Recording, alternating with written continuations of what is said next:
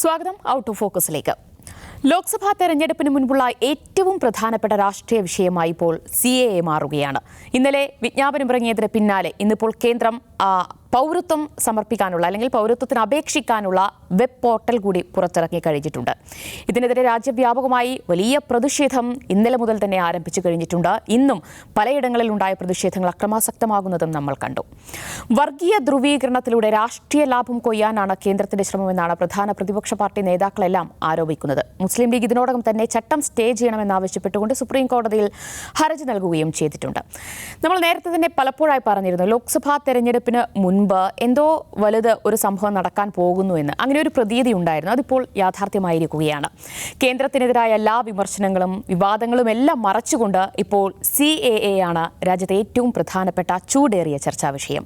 അജംസ്, ഒരുപക്ഷെ അതുതന്നെയായിരിക്കുമല്ലേ കേന്ദ്രം ലക്ഷ്യമിട്ടിട്ടുണ്ടാവുക? ഇന്നലെ വളരെ പെട്ടെന്ന് അപ്രതീക്ഷിതമായി CAA വിജ്ഞാപനം ചെയ്തതുകൊണ്ട്. അപ്രതീക്ഷിതം എന്ന് പറയാൻ പറ്റില്ല. കാരണം കേന്ദ്ര ആഭ്യന്തര സഹമന്ത്രി ഡിസംബറിൽ തന്നെ പറയുന്നുണ്ട് മാർച്ചിന് മുമ്പ് ഈ സാധനം വരും, അതിന്റെ ചട്ടം വരും. പക്ഷേ 4 വർഷം എടുത്തില്ല ആ ചട്ടം തയ്യാറാക്കാൻ. പക്ഷേ ആ 4 വർഷം എടുക്കുക എന്ന് പറഞ്ഞാൽ അത് പല കാരണങ്ങൾ കൊണ്ടാണ് അത് താമസിക്കുന്നത്. ഒന്ന്, വലിയ തോതിലുള്ള പ്രൊട്ടസ്റ്റ് ഉയർന്നു വന്നിരുന്നു. ആ പ്രൊട്ടസ്റ്റും ഒരർത്ഥത്തിൽ കേന്ദ്ര സർക്കാരിന് ഗുണകരമായി മാറുകയാണ് ചെയ്തത്. നമുക്കറിയാം, ആ രാജ്യം മുഴുവൻ നടന്ന പ്രൊട്ടസ്റ്റിൻ്റെ ഒരു കേന്ദ്ര ബിന്ദു എന്ന് പറഞ്ഞാൽ മറ്റേ ഡൽഹിയായിരുന്നു. ഡൽഹിയിൽ ആ സമരം നടന്നു. ആ സമരത്തെ എങ്ങനെയാണ് ഭരണകൂടം നേരിട്ടത്, എങ്ങനെയാണ് RSS നേരിട്ടത് നമ്മൾ കണ്ടതാണ്.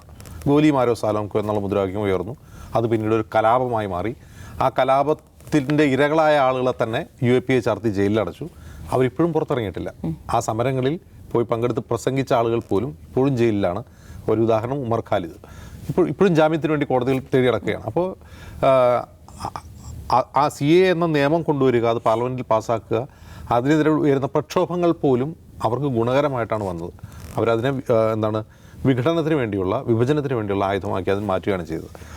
യഥാർത്ഥത്തിൽ ഇപ്പോൾ ഈ തെരഞ്ഞെടുപ്പ് 2024 തെരഞ്ഞെടുപ്പിൻ്റെ സമയത്ത് പ്രധാനമായി ആലോചിക്കേണ്ട ഒരു പ്രധാനപ്പെട്ട കാര്യം എന്താണ് വരാൻ പോകുന്ന പുൽവാമ. ഈ 2024 പുൽവാമ എന്താണെന്ന് എല്ലാവരും ആകാംക്ഷയോടെ നോക്കി നിൽക്കുന്നത്. ഒരു പക്ഷേ പുതുതായി ഒന്നും കിട്ടിയിട്ടുണ്ടാവില്ല. ഇനിയിപ്പോൾ ഇലക്ഷൻ പ്രഖ്യാപിക്കാൻ പോവുകയാണ്. അപ്പോൾ പഴയ വീഞ്ഞ് പുതിയ കുപ്പിയിലാക്കി ഇറക്കുക, അതിനൊരു ചട്ടം കൊണ്ടുവരുമ്പോൾ ഉണ്ടാകുന്ന പ്രതിഷേധങ്ങളെ വിഭജനത്തിനുള്ള മാർഗമാക്കി മാറ്റുക. വിഭജനം എന്ന് പറഞ്ഞാൽ ഈ ബഹളം വയ്ക്കുന്നവരൊക്കെ അവരുടെ ഡ്രസ്സ് കണ്ടാൽ അറിയാം അതാരാണ് എന്ന്. ഇത് പൗരത്വം എടുത്തു കളയാനുള്ളതല്ല, പൗരത്വം നൽകാനുള്ള നിയമമാണ്. എന്നിട്ടും ഇവർ ബഹളം ഉണ്ടാക്കുന്നത് കണ്ടോ, ഇവർ രാജ്യദ്രോഹികളാണെന്ന് പറഞ്ഞുകൊണ്ട് ഈ തെരഞ്ഞെടുപ്പ് കാലത്ത് മുഴുവൻ അത്തരത്തിൽ രാജ്യത്തെ വിഭജിക്കുക എന്ന ഒരു തന്ത്രമാണ് ഇപ്പോൾ ഇതിലൂടെ ഉണ്ടാകുന്നത്. നോക്കൂ, കേരളത്തിലേക്ക് നോക്കൂ. കേരളത്തിൽ ആളുകൾ ബഹളം വയ്ക്കുന്നു. പക്ഷേ ആസാമിൽ ബഹളം വയ്ക്കുന്നവർ പറയില്ല. അസാമിൽ സമരം ചെയ്യുന്നവരല്ല കേരളത്തിൽ സമരം ചെയ്യുന്നത്. ആസാമിൽ സമരം ചെയ്യുന്നതിൻ്റെ കോസല്ല കേരളത്തിലെ സമരത്തിൻ്റെ കോസ്. ഡൽഹിയിൽ ഇനി നടക്കാൻ പോകുന്നതോ ഇനി ഈ സർവകലാശാലകളിൽ ഉയരാൻ പോകുന്ന സമരത്തിൻ്റെ കോസല്ല, അവരുടെ ആവശ്യമല്ല ആസാമിലും ബംഗാളിലും നടക്കാൻ പോകുന്ന സമരത്തിൻ്റെ കോസ്. ഇത് വ്യത്യസ്തമാണ്. ഇതവർ മിണ്ടില്ല. അപ്പോൾ യഥാർത്ഥത്തിൽ ഇതൊരു കൈവിട്ട കളിയോ തീക്കളിയോ ഒക്കെ ആയി മാറാനുള്ള സാധ്യത ഉണ്ട് കേന്ദ്ര സർക്കാരിനെ സംബന്ധിച്ച്. അത് മാത്രമല്ല, ഇതിലേറ്റവും അൺകോൺസ്റ്റിറ്റ്യൂഷണൽ എന്ന് പറയുന്നൊരു കാര്യം, ഈ CAA എന്ന നിയമത്തിനെതിരെ തന്നെ 2020 കോടതിയിൽ കേസുണ്ട്. 100-ലധികം പെറ്റീഷനാണ്. ഇപ്പോൾ ഇന്ത്യൻ യൂണിയൻ മുസ്ലിം ലീഗാണ് ഒരു കേസ് കൊടുത്തിട്ടുള്ളത്. 100-ലധികം പെറ്റീഷൻ അതേ തുടർന്ന് അതിൽ കക്ഷി ചേർന്നു, അല്ലാതെയും സുപ്രീം കോടതിയുടെ മുമ്പിലുണ്ട്. സുപ്രീം കോടതി CAA നിയമ ഭേദഗതിയെ റദ്ദാക്കിയിട്ടില്ല, സ്റ്റേ ചെയ്യുകയൊന്നും ചെയ്തിട്ടില്ല. എങ്കിൽ പോലും കോടതിയുടെ പരിഗണനയിലിരിക്കുന്ന ഒരു വിഷയത്തിൽ വളരെ പെട്ടെന്ന് സഡൻലി കോടതിയിലെ പരിഗണനയിലിരിക്കുമ്പോഴാണ് ഞങ്ങൾ കൊണ്ടുവരും എന്ന് പറഞ്ഞുകൊണ്ടിരുന്നത്. ഇപ്പോൾ തെരഞ്ഞെടുപ്പിന് തൊട്ട് മുമ്പ് ഞങ്ങളത് കൊണ്ടുവരുന്നത് എന്തുകൊണ്ടാണ്? കോടതിയോടുള്ള, നിയമവാഴ്ചയോടുള്ള ഈ സർക്കാരിൻ്റെ ഒരു ആറ്റിറ്റ്യൂഡാണ് അത് കാണിക്കുന്നത്. മറ്റൊന്ന്, ഇതേക്കുറിച്ച് നിരന്തരം ഒരുതരം പ്രൊപ്പഗൻഡയാണ് നടത്തുന്നത്. ഇത് ആരുടെയും പൗരത്വം എടുത്ത് കളയുന്നതല്ലല്ലോ. പക്ഷേ ഇത് പൗരത്വം എടുത്ത് കളയുന്നത് തന്നെയാണ് എന്ന് വളരെ വിശദമായിട്ട് കേന്ദ്ര ആഭ്യന്തരമന്ത്രി ബംഗാളിൽ കഴിഞ്ഞ ലോക്സഭാ തെരഞ്ഞെടുപ്പിൽ ബംഗാളിൽ പ്രസംഗിച്ചതാണ്. ക്രോണോളജി സംജിയെ ഇപ്പോഴും അത് ഓർമ്മയുണ്ടാവും. 5 വർഷം മുമ്പ് പറഞ്ഞതാണ്. എന്താണ് ക്രോണോളജി? ആദ്യം CAA വരുന്നു, രണ്ടാമത് NPR വരുന്നു, പിന്നീട് NCR വരുന്നു. ഈ ക്രോണോളജി മനസ്സിലാക്കണം എന്ന് കൃത്യമായി എന്താണ് ഈ CAA എന്ന നിയമ ഭേദഗതി കൊണ്ട് കേന്ദ്ര സർക്കാർ ഉദ്ദേശിക്കുന്നതെന്ന് കേന്ദ്ര ആഭ്യന്തരമന്ത്രിയുടെ വായിൽ നിന്ന് തന്നെ വന്നതാണ്. എന്താണ് അതിൻ്റെ കാരണം? അത് എനിക്ക് തോന്നുന്നത് നമ്മളൊന്നൊരു പറയണമെന്ന് തോന്നുന്നു.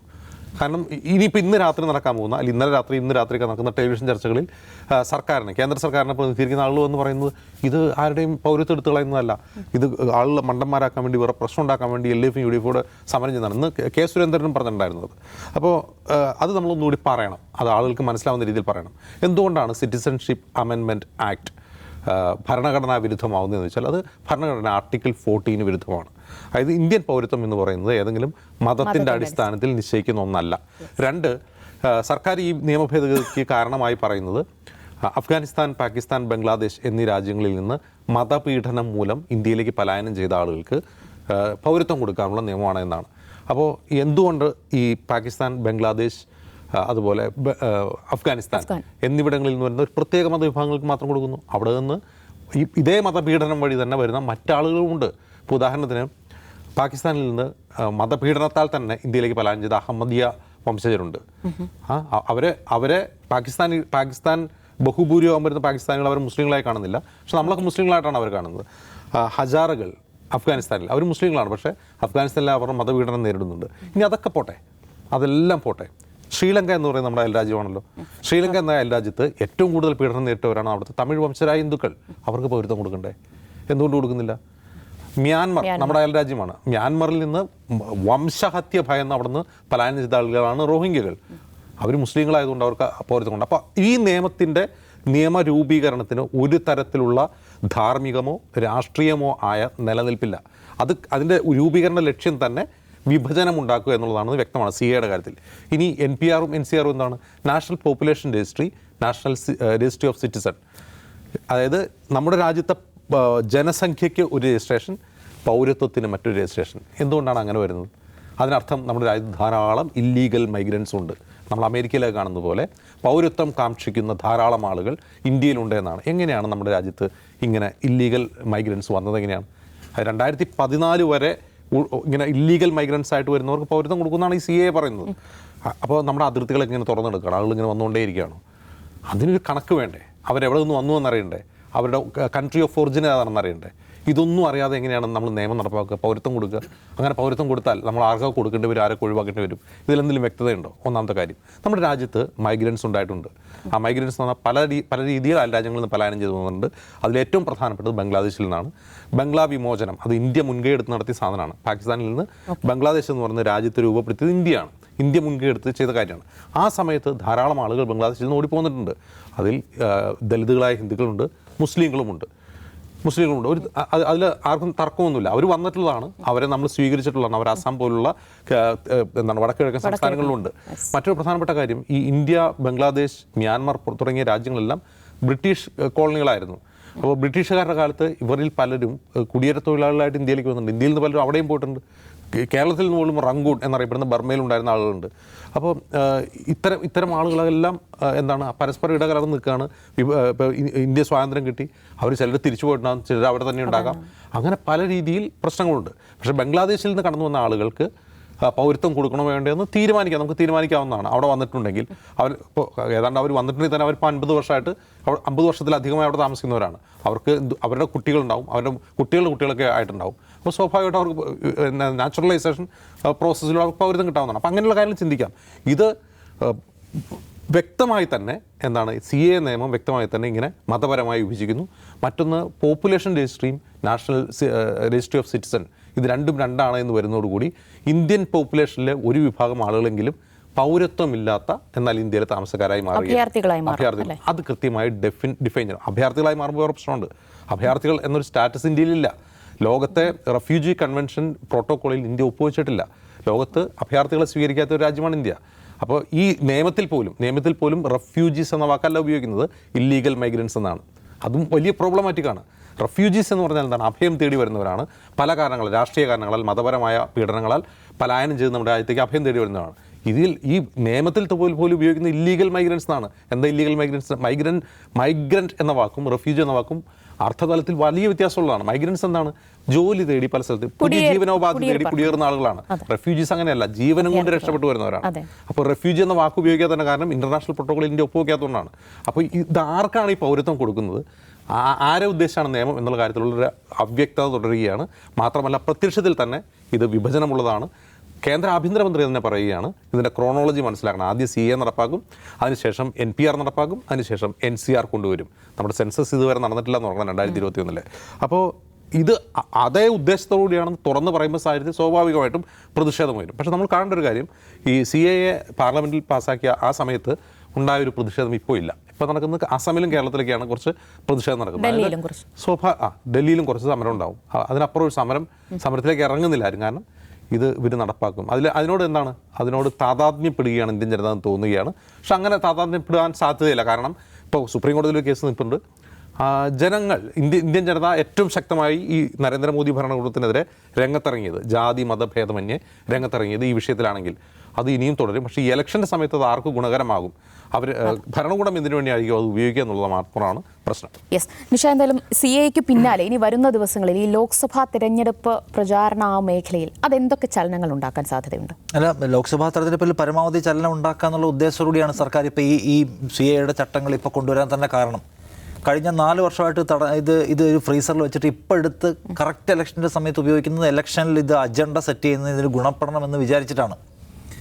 അപ്പോൾ സർക്കാരിനെ സംബന്ധിച്ച് സർക്കാർ വികസനത്തിൻ്റെ കുറേ കാര്യങ്ങൾ പറയുന്നുണ്ട്. നരേന്ദ്രമോദി ലോകത്തെ വിശ്വഗുരുവായി കഴിഞ്ഞു, ലോകം തന്നെ ലോകത്തിൻ്റെ നെറുകയിലേക്ക് ഭാരതം എടുത്തുയർത്തപ്പെട്ട് കഴിഞ്ഞിട്ടുണ്ട് എന്നൊന്നും പറഞ്ഞാൽ പൂർണ്ണമായും ജനങ്ങൾക്കത് വിശ്വാസയോഗ്യമാകുമോ എന്ന് സംശയമുള്ളവർ അവരുടെ എക്കാലത്തെയും വലിയ തുറുപ്പ് ചീട്ടായ സംഗതി എടുത്ത് ഉപയോഗിക്കുകയാണ്. എന്താണ് വിഭജനം എന്ന് പറയുന്ന ആശയം? അപ്പോൾ CAA എന്ന് പറഞ്ഞാൽ നമുക്ക് ഒറ്റ നോട്ടത്തിൽ നേരത്തെ അജിംസ് വളരെ വിശദമായിട്ട് പറഞ്ഞ പോലെ ഒരു മുസ്ലിം വിരുദ്ധ നിയമമാണ്. അപ്പോൾ ഇന്ത്യൻ കോൺസ്റ്റിറ്റ്യൂഷൻ പറയുന്നത് മതത്തിൻ്റെയും വംശത്തിൻ്റെയും ജാതിയുടെയും അടിസ്ഥാനത്തിൽ പൗരത്വം നിശ്ചയിക്കാൻ പാടില്ല എന്നാണെങ്കിൽ അതിൻ്റെ അടിസ്ഥാന സത്തയെ മറികടന്നുകൊണ്ട് ഒരു നിയമം ഉണ്ടാക്കുകയും മുസ്ലിങ്ങളെ മാത്രം പുറത്തു നിർത്തുകയും ചെയ്യുകയാണ്. ഇന്ത്യയുടെ അയൽ രാജ്യങ്ങളിൽ നിന്ന് പെർസിക്യൂഷൻ അനുഭവിച്ച് വന്നിട്ടുള്ള ആളുകളെന്ന് പറഞ്ഞിട്ട് അഫ്ഗാനിസ്ഥാനെ വരെ അതിൽ ഉൾപ്പെടുത്തുന്നു. അഫ്ഗാനിസ്ഥാൻ നമ്മുടെ അയൽ രാജ്യമാണ്. പക്ഷേ ഉൾപ്പെടുത്തിക്കൊണ്ട് കൃത്യമായ വിവേചനത്തിൻ്റെ അതിർവരമ്പ് വരയ്ക്കാണ് ഭരണകൂടം ചെയ്യുന്നത്. അപ്പോൾ എന്തിനാന്ന് ചോദിച്ചാൽ, നോക്കൂ, മുസ്ലിങ്ങൾക്ക് പണി കൊടുക്കുകയാണ് എന്ന് പ്രൊപ്പഗേറ്റ് ചെയ്യാൻ വേണ്ടിയിട്ടാണ്. അതിൽ ആവേശം കൊള്ളുന്ന ഒരു തലമുറയെ തങ്ങൾക്ക് അനുകൂലമായി രാഷ്ട്രീയമായി വോട്ട് ചെയ്യുന്ന ഒരു ഗ്രൂപ്പായി പരിവർത്തിപ്പിക്കുക. അതാണ് അതിൻ്റെ പിന്നിലുള്ള ഉദ്ദേശം എന്ന് കാണാം.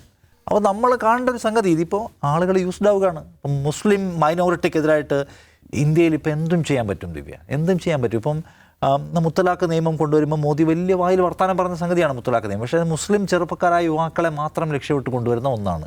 അതിവിടെ നടക്കും. നിങ്ങൾക്ക് ഏക സിവിൽ കോഡിനെ കുറിച്ച് ഭരണകൂടം നിരന്തരമായി സംസാരിക്കും. പക്ഷേ ഏക സിവിൽ കോഡ് ഉണ്ടാക്കിക്കൊണ്ട് വരുമ്പോൾ അവസാനം മുസ്ലിങ്ങളുടെ വ്യക്തി നിയമത്തിനകത്ത് മാത്രമേ പിടിയുണ്ടാവുള്ളൂ, ബാക്കി എല്ലാത്തിനും എക്സംഷൻസ് കൊടുക്കും. അതിവിടെ കൂളായിട്ട് നടക്കും. അല്ലെങ്കിൽ ഏതെങ്കിലും സമരത്തിൻ്റെ പേരിൽ കേസുകളെടുത്ത് ആളുകളുടെ വീടും സ്ഥാപനങ്ങളും തകർത്ത് കളയാന്ന് വെച്ചാൽ മുസ്ലിങ്ങളുടേതാണ്, മുസ്ലിങ്ങളുടേത് മാത്രം തീർക്കാൻ കഴിയും. അത് ഈ രാജ്യത്ത് ഒരു അലിഖിതമായ നിയമരൂപമായി മാറ്റപ്പെട്ട് കഴിഞ്ഞിരിക്കുകയാണ്. അപ്പോൾ ഈ നിലയ്ക്ക് ഏത് വിധേനയും മുസ്ലിം മൈനോറിറ്റിക്കെതിരെ എന്ത് നിയമം കൊണ്ടുവരാം, ഏത് തരത്തിലുള്ള അതിക്രമവും കൊണ്ടുവരാം.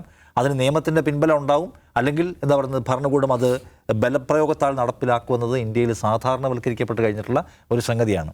അപ്പോൾ എല്ലാവരും ചോദിക്കുന്ന ചോദ്യം, നേരത്തെ നിഷ്കളങ്കമായി ചോദിക്കുന്നത്, നിങ്ങൾ എന്തിനാണ് അനാവശ്യമായി സമരം ചെയ്യുന്നത്, നിങ്ങളുടെ പൗരത്വം ഇവിടെ ആരെങ്കിലും എടുത്ത് കളഞ്ഞിട്ടുണ്ടോ എന്നാണ്.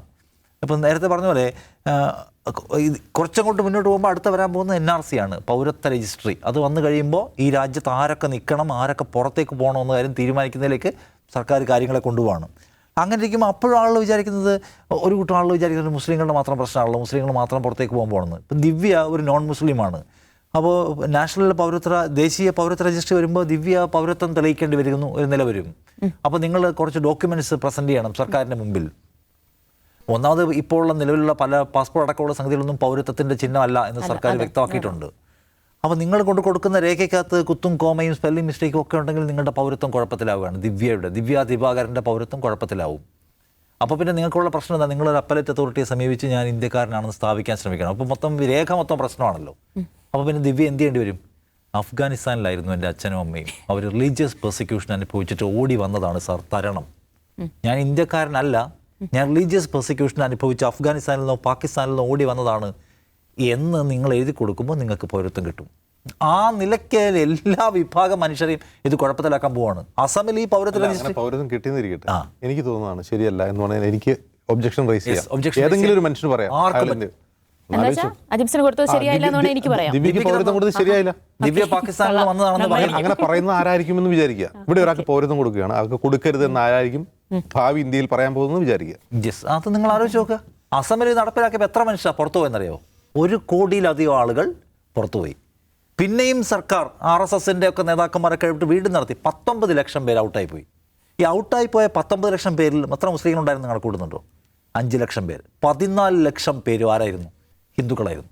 അസമിൽ പൗരത്വം ഇങ്ങനെ നടപ്പിലാക്കിയപ്പോൾ 19 ലക്ഷം പേര്, അവസാനത്തെ സകലമാന ഇളവും കൊടുത്ത് നടപ്പിലാക്കിയപ്പോൾ 19 ലക്ഷം പേര് പുറത്തുപോയി. അതിൽ 14 ലക്ഷം പേര് ഹിന്ദുക്കളാണ്. അപ്പോൾ പണിവാളിയോ?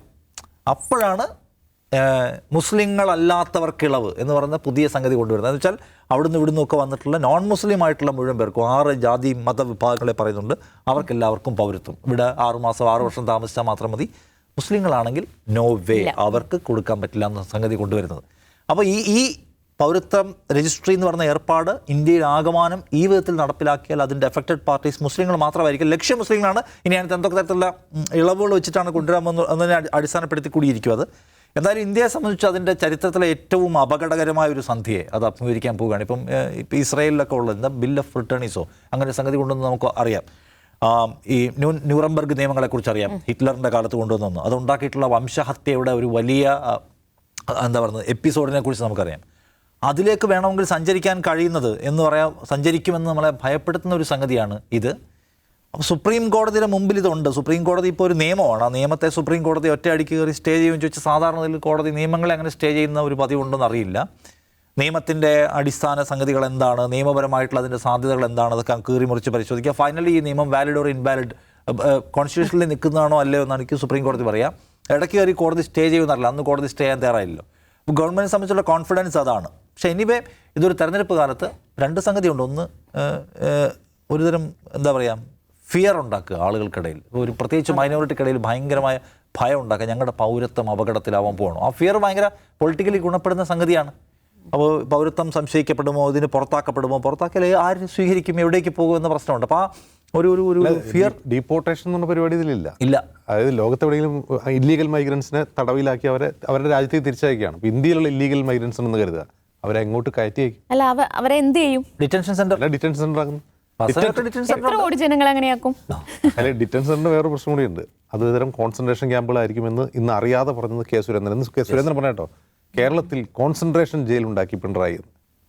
ആ വാക്ക് ഓർക്കണം, കോൺസെൻട്രേഷൻ എന്ന വാക്ക് തന്നെയാണ് ഉപയോഗിക്കുന്നത്. അസമിലെ ഡിറ്റൻഷൻ സെന്റർ എടുത്താൽ ഇപ്പോൾ നിങ്ങൾ അവിടെ ആയി പോകുന്ന കരുതുക, നിങ്ങളുടെ ഭർത്താവും കുഞ്ഞും, നിങ്ങളൊരു സെല്ലും നിങ്ങളുടെ ഭർത്താവ് വേറെ കോമ്പൗണ്ടിലെ സെല്ലിലായിരിക്കും. അല്ല, ഈ പറഞ്ഞ അസമിൽ 19 ലക്ഷം ആളുകളെ ഇങ്ങനെ അത് നടപ്പിലായിട്ടില്ല, അത് ഇവിടെ നിൽക്കാണ്. അല്ല, അത് പോസിബിൾ അല്ലല്ലോ. പോസിബിൾ ആണെന്ന് ചോദിച്ചാൽ ഭരണകൂടം ഒരു പ്രോജക്റ്റ് അവതരിപ്പിക്കുകയാണ്. നമുക്ക് തോന്നുമ്പോൾ പെട്ടെന്ന് 19 ലക്ഷം പേരെ എങ്ങോട്ട് ഇറക്കി വിടും ചോദിച്ചാൽ ഒരു പ്രോജക്റ്റാണ്. ആ പ്രോജക്റ്റ് എന്ന് വെച്ചാൽ നോക്കൂ, ലോകത്തുണ്ടായിട്ടുള്ള വംശഹത്യകളുടെ വംശീയമായ അക്രമങ്ങൾ, റുവാണ്ടയിലുണ്ടായിട്ടുള്ള വംശീയമായ സംഘർഷത്തിൽ ഒരു ചെറിയ കാലത്ത് കൊല്ലപ്പെടുന്ന 5 ലക്ഷത്തോളം ആളുകളാണ്. 5 ലക്ഷം പേരെയൊക്കെ കൊല്ലാൻ പറ്റുമെന്ന് വേണമെങ്കിൽ നമുക്ക് ചോദിക്കാം. പക്ഷേ ഇത് എങ്ങോട്ടാണ് പോകാൻ പോകുന്നത്? ആളുകൾ പൗരത്വം ഇല്ലാത്ത മനുഷ്യരായി തെരുവിലേക്ക് ഇറങ്ങി നിൽക്കുകയാണ്. ഈ മ്യാൻമറിലെ മനുഷ്യന്മാരെ എത്ര ആയിരക്കണക്കിന് പേരെ ആ പട്ടാളത്തിൻ്റെ ഭരണകൂടത്തിൻ്റെ മൊത്തം കാർമ്മികത്തിൽ അല്ലെങ്കിൽ അവർ നോക്കി നിൽക്കെ കൊന്നു തള്ളിയിട്ടുണ്ട്. കുഞ്ഞുങ്ങളെ അടക്കം അരിഞ്ഞരിഞ്ഞ് കൊല്ലുകയാണ്. അവർക്ക് വേണ്ടി ചോദിക്കാൻ ആരുമില്ല. എന്താണ് പൗരത്വം നഷ്ടപ്പെടാന്ന് വെച്ചാൽ ദിവ്യ, അവകാശങ്ങൾക്ക് വേണ്ടി സംസാരിക്കാനുള്ള അവകാശം പോലും ഇല്ലാതാവുക.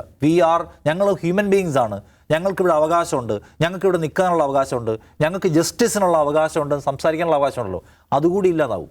നിങ്ങളൊരു തെരുവിൽ നിൽക്കുമ്പോൾ നിങ്ങളെ ആളുകൾ തച്ചു കൊന്നാൽ, നിങ്ങളുടെ കുഞ്ഞുങ്ങളെ കൊന്നാൽ ആരും ചോദിക്കാനില്ല, ഒരു സിസ്റ്റവും ചോദിക്കാനില്ല. മ്യാൻമറിൽ അങ്ങനെ ആയിരക്കണക്കിന് മനുഷ്യരെ പട്ടാളം തന്നെ ഒറ്റയടിക്ക് 4500 വരെ കൊന്നു കളഞ്ഞ ഒരു എപ്പിസോഡുണ്ട് അവിടെ. അവർക്ക് അവകാശങ്ങളില്ല. അപ്പോൾ പുറത്താക്കപ്പെടുന്ന മനുഷ്യർക്ക് വിലാസമില്ലാത്തവരാവുകയാണ്, സംരക്ഷണങ്ങളില്ലാത്തവരാവുകയാണ്, ഭരണഘടനാവകാശങ്ങളില്ലാത്തവരാണ്. അവർ വേട്ടയാടപ്പെടുകയാണ്. അവർ ജീവനും എടുത്തു പിടിച്ചുകൊണ്ട് ഓടുകയാണ്. മ്യാൻമറിൽ നിന്ന് അങ്ങനെ ഓടിയിട്ടുള്ള റോഹിംഗ്യകൾ ലോകത്ത് അലഞ്ഞു നടക്കുകയാണ്. അവർക്ക് ഒരു തരത്തിലുള്ള സംരക്ഷണമില്ല. ഇന്ത്യയിൽ പോലും അതിന് ക്യാമ്പുകളുണ്ട്. കടലിനകത്ത് ഇപ്പോഴും ബോട്ടുകളിൽ ജീവിക്കുന്ന മനുഷ്യന്മാരുണ്ട്. അപ്പോൾ അവരെങ്ങോട്ട് പോകുന്നുള്ളതല്ല, അവരെല്ലാ അർത്ഥത്തിലും പ്രിവിലേജസ് ഇല്ലാത്ത മനുഷ്യരാവുകയും വേട്ടയാടപ്പെടുകയും കൊല്ലപ്പെടുകയും ഒക്കെ ചെയ്യും. അപ്പോൾ ഇത് നമ്മളെ സംബന്ധിച്ച് ഒരു സില്ലി അജണ്ടയാണെന്ന് വിചാരിക്കേണ്ട. കഴിഞ്ഞ 100 വർഷമായിട്ട് ഹിന്ദുത്വം ഇന്ത്യയിൽ നടപ്പിലാക്കിക്കൊണ്ടിരിക്കുന്ന പ്ലാൻ ചെയ്യുന്ന സംഗതികൾ വളരെ ടൈം എടുത്താണെങ്കിലും അവരതിലേക്ക് കടക്കുന്നുണ്ട്. അപ്പോൾ അതിൻ്റെ അതിലേക്ക് നമ്മൾ സ്റ്റെപ്പ് ചെയ്തിരിക്കുന്നത് കാണണം. ഒട്ടും സില്ലി ആയിട്ടുള്ള ഒരു കാര്യമല്ല, വളരെ ഗൗരവതരം. ഇന്ത്യയെക്കുറിച്ച് ഇന്ത്യയുടെ പൂർവ്വപിതാക്കൾ എന്താണോ സ്വപ്നം കണ്ടത് അതിനെ തിരിച്ചു വയ്ക്കുന്ന പണി ഏതാണ്ട് ആരംഭിച്ച് കഴിഞ്ഞിട്ടുണ്ട്. അല്ലെങ്കിൽ അതിൻ്റെ ഒരു ഘട്ടത്തിലെത്തി കഴിഞ്ഞിരിക്കുന്നു എന്ന് വിചാരിക്കണം. ഈ ചട്ടങ്ങൾ പുറത്തിറങ്ങുമ്പോൾ. സത്യമായിട്ടും പറഞ്ഞത് കേൾക്കുമ്പോൾ ഒരു വല്ലാത്തൊരു പേടി, ഒരു ആശങ്കയുണ്ട്, ഒരാളലുണ്ട്. ഇനി ഇതുപോലെയുള്ള ഒരു സാഹചര്യങ്ങളിലേക്ക് നമ്മുടെ രാജ്യം പോകുമോ എന്നത്. ഒരു മതത്തെ അടിസ്ഥാനമാക്കിക്കൊണ്ട് ഒരു പൗരത്വം നൽകുന്നത് അത് നമ്മുടെ ഭരണഘടനയുടെ അന്തസ്സത്തയെ തന്നെ ചോദ്യം ചെയ്യുന്നതാണ് എന്നാണ് മുൻ സുപ്രീം കോടതി ചീഫ് ജസ്റ്റിസ് RM ലോധ പറഞ്ഞത്. അങ്ങനെ ഒരു സാഹചര്യത്തിലേക്ക് നമ്മൾ നീങ്ങുകയാണ്. അത് നമ്മുടെ രാജ്യത്തിന് തന്നെ വലിയ വിപത്താണ്.